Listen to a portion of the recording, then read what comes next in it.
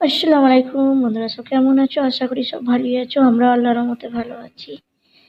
দেখো আজকে আমি মগজ বাই মগজ বা ভেজা ভেজা মশলা ফ্রাই করেছি বন্ধুরা। এটা খুব সুন্দর খেতে হয় বন্ধুরা, খুব টেস্টি খেতে। দেখো এত ভালো খেতে হয়েছে, খুব ভালো খেতে হয়েছে। কেমন করে বানাচ্ছি বন্ধুরা দেখতে থাকো। দেখো আমি আগের দিনে এটাকে মগজটাকে ভালো করে পরিষ্কার করে, আর আমার ফ্রিজটা খারাপ হয়ে গেছিলো বন্ধুরা, তার জন্য আমি এটাকে হালকা করে জাল দিয়ে রেখে দিয়েছিলাম। যেহেতু ফ্রিজে রাখতে পারিনি আর সঙ্গে সঙ্গে করতে পারিনি, রাত্রে এটা এনেছিল।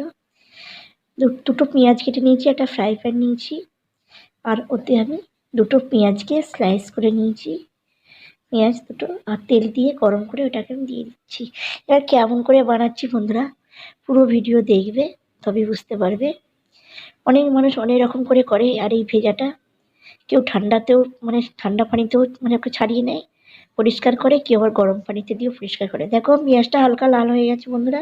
তারপরে আমি আদা রসুনের পেস্ট, স্বাদ অনুযায়ী নমক, এটা হচ্ছে গোলমরিচ পাউডার দিচ্ছি একটু। তারপরে মশলার মধ্যে দেখো হলদি পাউডার, এটা হচ্ছে মির্চি পাউডার, অল্প পরিমাণে হলদি পাউডার দিচ্ছি। এগুলোকে দিয়ে দেবো সব, দিয়ে এটাকে ভালো করে আমি নাড়াচাড়া করে নেবো পেঁয়াজের সঙ্গে। এটা মশলার সঙ্গে মশলা ফ্রাই খেতে খুব ভালো লাগে খেতে। গরম গরম ভাতের সঙ্গে ছোট্ট দুটো তেজপাতা দিয়ে দিচ্ছি। গরম ভাতের সঙ্গে দারুণ, একদম খুব সুন্দর, এত ভালো খেতে বলার মতো। আমি কিন্তু পানিটা দেবো না, আমি ও থেকে যেগুলো মানে বয়েল করে রেখেছিলাম সেই বয়েলটা তুলে আমি দিয়ে দিচ্ছি। আমি কেউ সঙ্গে সঙ্গে করতে পারো। আমার যেহেতু রাত্রি এনেছিল, ফ্রিজটাও খারাপ ছিল বলে আমি এটাকে তাড়াতাড়ি সঙ্গে সঙ্গে করতে পারিনি। এটাকে আমি একটু নুন হলদি আদা রসুন দিয়ে একটু জাল দিয়ে রেখেছিলাম, একটু গরম করে ফুটিয়ে রেখেছিলাম। তারপর দিন আমি এটা করছি বন্ধুরা।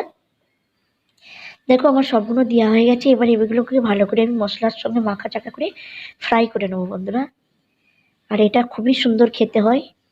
কে কে বানিয়ে খেয়েছো ঘরে কমেন্ট করে জানাবে বন্ধুরা, কমেন্ট বক্সে। আমার এটা এত ভালো খেতে হয়, গরম ভাতের সঙ্গে দারুণ খেতে লাগে। গরম গরম ভাত, ঘি, আলু সেদ্ধ, আর এই ভেজা বা মগজ ভাজা মশলা খুব সুন্দর খেতে লাগে। তোমরা বন্ধুরা ঘরে বানিয়ে দেখো, সব সময় তো হয়ে ওঠে না সবার ক্ষেত্রে। এটা কিন্তু একবার ট্রাই করে দেখো বন্ধুরা, খেয়ে বাড়িতে বানিয়ে, খুবই খুবই সুস্বাদু খেতে। আর এটাকে খুব আস্তে স্লো আছে, বেশি ঘাই ঘাই করে করলে পেঁয়াজগুলো পুড়ে যাবে, কিন্তু মগজ বা ভেজাটা ফ্রাই হবে না ভালোভাবে, কাঁচাপনা রয়ে যাবে। সেই হিসাবে আস্তে আস্তে স্লো আছে একদম সুন্দরভাবে ভাজা ভাজা করে নিতে হবে। আর ছড়িয়ে ছড়িয়ে দিতে হবে, যেগুলো একটু গোটা গোটা থাকবে একটুখানি কেটে কেটে দেওয়ার ব্যবস্থা করবে বন্ধুরা। একটু পিস ছোটো করলেও চলবে, এটা অসুবিধে নেই, কিন্তু মশলাটা সবের যেন ভেতরে ভালোভাবে পৌঁছে যায় সেই হিসাবে আমাকে এটাকে ভালো করে ভাজা ভাজা করে নিতে হয় বন্ধুরা। দেখো ভাজা আমার অলরেডি আস্তে আস্তে হচ্ছে, একদম স্লো আছে, আমি একবার একবার করে নাড়াচাড়া করে দিচ্ছি। তাই দেখো না কত সুন্দর, দেখো কালার হয়ে গেছে কত সুন্দর আমার এটা হয়ে এসছে। ওপর থেকে একটু গরম মশলা দিয়ে দিচ্ছি বন্ধুরা, টেস্টটাও খুব ভালো হবে। তোমরা যদি পারলে ধনেপাতাও অ্যাড করতে পারো ওপর থেকে ছড়িয়ে, আমি দিইনি।